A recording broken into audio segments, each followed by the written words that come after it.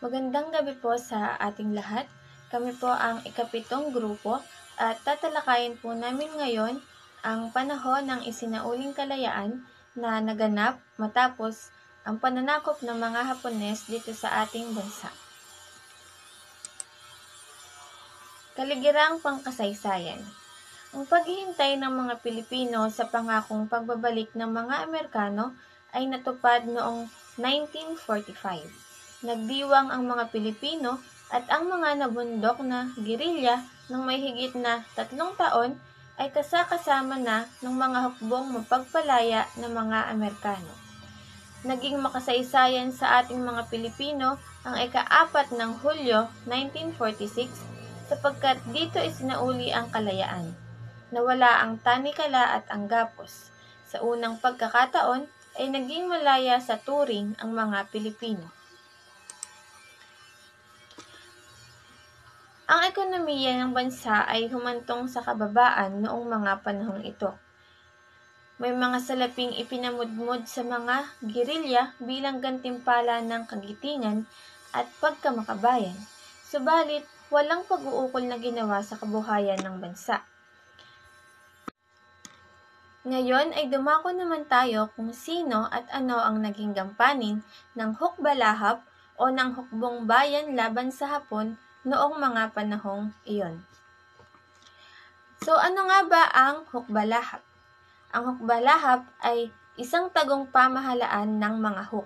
Ito ay isang organisasyon na kinabibilangan ng mga mandirigmang gerilya. Sila ay mga armadong kilusan laban sa mga Hapon at nagpasiklab ng malaking rebelyon laban sa pamahalaan ng Pilipinas. Binubuo ito ng mga magsasaka mula sa gitnang Luzon na pinamumunuan ni Luis M. Taruc at Castro Alejandrino.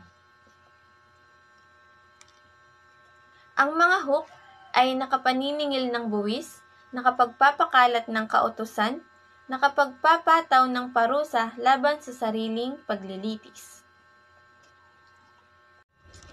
Ang pakikipaglaban ng mga huk ay daan ng maraming pagbabago para sa mabuting pamumuhay ng mga mamamayan. Alam nyo ba na noong mga panahong iyon ay merong 15,000 hanggang 20,000 na aktibong sundalo at ang mga huk ay merong 50,000 na reserba. Ang mga armas nila ay nakukuha mula sa pagnanakaw sa kampo ng mga Hapon at ng mga Amerikano. Narito ang iba pang mga impormasyon tungkol sa hukbalahap. Ang petsa ng kanilang operasyon ay nagsimula noong taong 1942 at ito naman ay nagwakas noong taong 1954. Ang kanilang punong tanggapan ay sa Pampanga at ang aktibong rehiyon ay sa gitnang Luzon. Ang mga ideolohiya ng hukbalahap ay ang komunismo, Marxismo, Leninismo at anti-imperialismo. Ang mga kaalyado ng hukbalahap ay ang Commonwealth ng Pilipinas, ang Estados Unidos noong ikalawang digmaang pandaigdig na muling pagkuha sa Pilipinas. Ang mga kalaban naman ng hukbalahap ay ang Empire ng Japan noong ikalawang digmaang pandaigdig na pagsakop sa Pilipinas at ikalawang Republika ng Pilipinas noong taong 1943 hanggang 1945. At narito ang bandila ng hukbalahap.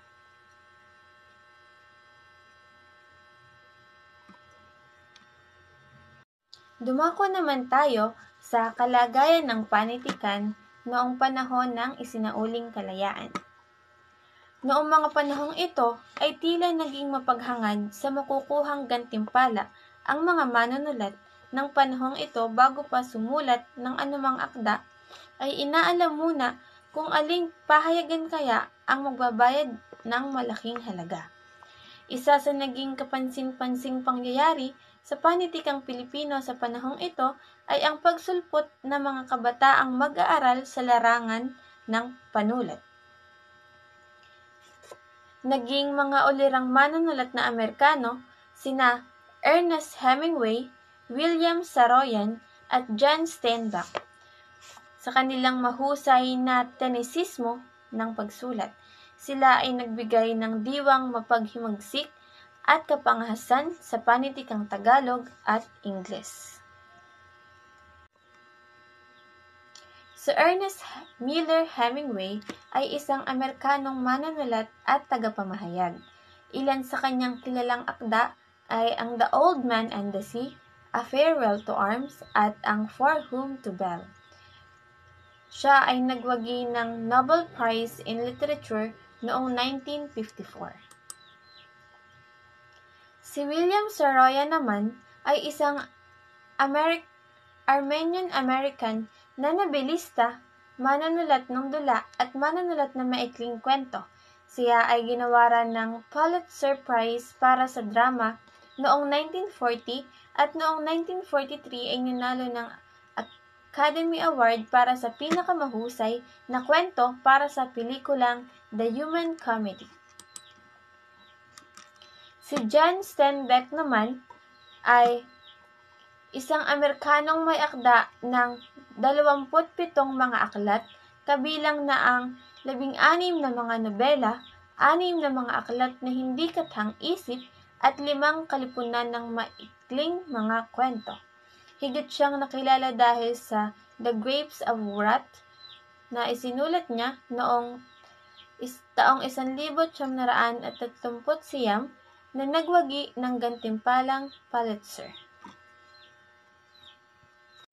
Ang bagong panitikan sa Tagalog ng panahong ito. Muling sumigla ang panitikan ng mga Pilipino ng panahong ito. Ang halos naging paksa ng mga akda ay tungkol sa kalupitan ng mga Hapones, ang kahirapan ng pamumuhay sa ilalim ng pamamahala ng mga Hapones, ang kabayanihan ng mga gerilya at iba pa. Nabuksang muli ang mga palimbagan ng mga pahayagan ng mga magazine, tulad ng Liwayway, Bulaklak, Ilang-ilang, Sinagtala, at iba pa. Nagkaroon ng laman at hindi salita tugma lamang ang mga tulang Tagalog. Nagtataglay na ito ng mabubuting tauhan, mga pangyayaring batay sa katotohanan, at mga paksaing may kahulugan ang mga maikling kwento. May mga nobela ring na malasak, subalit binabasa ng mga tao bilang libangan lamang.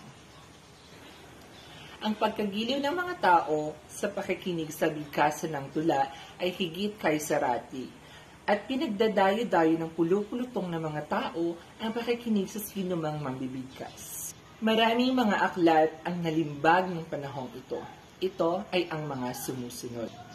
Ito ay ang mga piling katha, ang maikling kwentong Tagalog, Ako ay isang tinig, mga piling sanaysay, maikling katha ng 20 pangunahing author, Parnasong Tagalog, Sining at pamamaraan ng pag-aaral ng panitikan, 7 dula, Manlilikha, ang mga piling tula, mga piling akda ng Kadipan, Makata. Ang mga aklat kay Rizal. Sa panahong ito lumabas ang mga aklat tungkol kay Rizal. Ang batas na nag-aatas ng pagdaragdag ng pag-aaral sa buhay ni Rizal ay nakatulong ng malaki sa sigla ng ating mga manunulat na makasulat ng aklat tungkol kay Rizal. Kabilang dito ay ang mga sumusunod. Nang musmus pa si Rizal, ni Diosdado Hatino. Ulirang mag-aaral si Rizal, ang buhay at mga akda ni Rizal. Rizal, ang bayani at ang guro. At ang panghuli, gabay sa pag-aaral ng Noli at filibusterismo ni Ephraim Upwell. Ang muling pagsigla ng panitikan sa Ingles. Muling sumigla ang panitikan ng Filipino sa wikang Ingles ng panahong ito.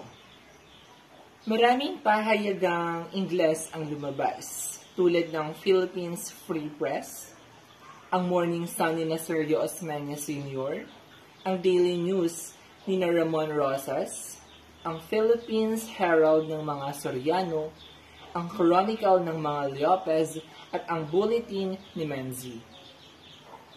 Sa karamihan ng mga pahayagang ito, madaling masasabi ang nagmamasid na higit na marami ang mambabasa sa Ingles kaysa sa iba nating wika tulad ng Tagalog, Ilocano at Hiligaynon. Marami rin namang aklat na mamahalin ang inilimbag ng mga manunulat sa Ingles. Ang ilan ay ang mga sumusunod. Ang una ay ang Heart of the Islands. Ang Philippine Cross Section, ito ay kalipunan ng mga tula at tuluyan. Ang Prose and Poems, ang Philippine Writing, ang Philippine Harvest, ang Horizons East. Ito ay kalipunan ng mga akda ng mga profesor ng University of the East na karamihan ay sa Ingles ng short stories, essays, research papers, poems, at drama.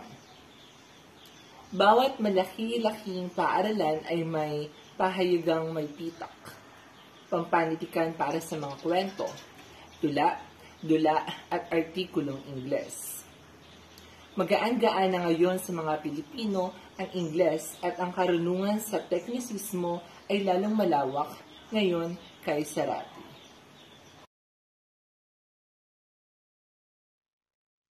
Sa pagpapatuloy na ating talakayan, dumako naman tayo sa Timpalak Palangka. Ang buong pangalan ng Timpalak Pampanitikang ito ay Carlos Palangka Memorial Award for Literature na binuksan noong taong 1950 bilang pag-alala ng mga tagapagmana ni Don Carlos Palangka Sr.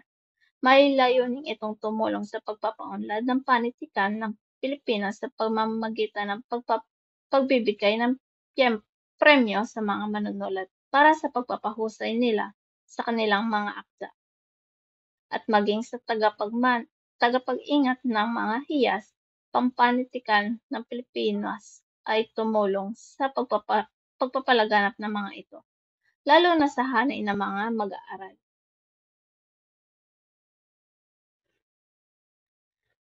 Nagsimula ang Timpalak para sa maikling katha ng mga wikang Ingles at Pilipino na iginawad noong 1951. Naging matagumpay ang Timpalak, kaya naman nadagdagan ito ng mga ilang kategorya. Tulad ng dulang may isang kripto noong 1953, tula noong 1963, sanaysay noong 1979, nobela noong taong 1980, maikling kwentong pambata noong 1989, dulang pang-telebisyon noong 1990, script pampelikula noong 1994, noong 1997, idinagdag ang mga dibisyon sa wikang rehiyonal at nagkaroon ng timpalak sa maikling kwentong Ilocano, Cebuano, at Hiligaynon. Marami pang ibang kategoryang binuksan sa paglipas ng panahon, bukod sa tumaas ang salaping gantimpala para sa mga nagwagi. Dumako naman tayo sa mga nagwagi sa timpalak sa larangan ng pagsulat ng maikling kwento. Unang gantimpala, Kwento ni Mabuti, ni Genevieve Pedroza. Ang ikalawang gantimpala, Mabangis na Kamay, Maamong Kamay, ni Pedro S. Dandan. Ikatlong gantimpala, Planeta, Buwan, at Mga Bituin, ni Elpidio P. Capulong. Hulyo 4, taong 1954, ni Dionisio Salazar, ang unang nagkamit ng gantimpala sa Timpalak, Palangka. Ang dulang ito ay naglalahad ng masasagana sa isang panganib at madugong misyon sa hukbong magpalaya ng bayan, na ibinagsak ng pamahalaang Pilipino noong panahong ni Pangulong Magsaysay. Ang huli, ang alamat ng Pasig ni Fernando P. Monleon. Tulang unang nagkamit ng gantimpala sa Timpalak, Palangka. Noong 1963 hanggang 1964. Sa kasalukuyan, may koleksyon ang Palangka ng daan-daang nagwaging akda. Nalathala ang mga nagwagi hanggang dekada 80 sa mga antolohiya na ipinamudmod sa mga aklatan. May mga pansariling koleksyon ng mga may akda ang nailimbag na. Marami din sa mga nagwaging dula ang naitanghal na sa entablado. Ang Pundasyon Library ay bukas sa mga mag-aaral at scholar na nanais magsaliksik. Noong taong 1975, binuksan ang Palangka Hall of Fame na kumilala sa sinumang 5 ulit na nagwagi sa unang gantimpala. May 22 author na nagawaran ng Palangka Hall of Fame. Nagsimula rin ang palihian sa malikhaing pagsulat ng Palangka noong 1976. Narito naman ang isang halimbawang pagbibigay gantimpala sa mga manunulat.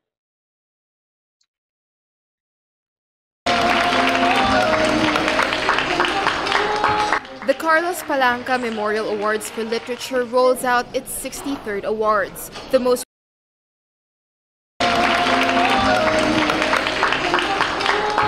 The Carlos Palanca Memorial Awards for Literature rolls out its 63rd awards. The most prestigious award for literature in the country, it's regarded as the Pulitzer of the Philippines. 58 of the 1,100 entries were honored Sunday. Rappler columnist Shakira Sison won the first prize for the Regional Division's essay category. Her essay, The Krakauer Table, delves into her relationship with her father. When I found out I won, I was so happy because I've been trying on and off for a while. And so I was jumping up and down. But then I thought that maybe it would be too much of a production for me to go home for this. And then my wife was like, you need to do this. University of Santo Tomas professor Eros Atalia bagged the grand prize for the Nobela category in Filipino for Tatlong Gabi, Tatlong Araw. This is Atalia's second Palanca. He published a couple of books. One of them turned into a movie. Natutuwa ako kasi nakita siguro ng mga judges yung pagtatangka ko na may bagong putahing i-offer tungkol sa pagkukwento tungkol sa horror. The late Carlos Palanca was a patron of the arts and educational institutions. Held every year, Palanca organizers maintain a high level of integrity in selecting winning entries. All work are submitted anonymously and thoroughly screened by the country's toughest judges for literature. Organizers say winning a Palanca is just the beginning. And we expect that the writers would take up our challenge, write, and not only write, but share it with everyone. Because now we're in the digital age, we have the internet. That's why we're challenging everybody, because we're just the spark. They felt it was a sincere voice. Like if you read the essay, it's very heartwarming, but it's not an entirely positive view of my father. So I guess maybe the judges sensed that kind of truth and the difficulty that I had like writing a piece. Carol Ramoran, Rappler, Manila.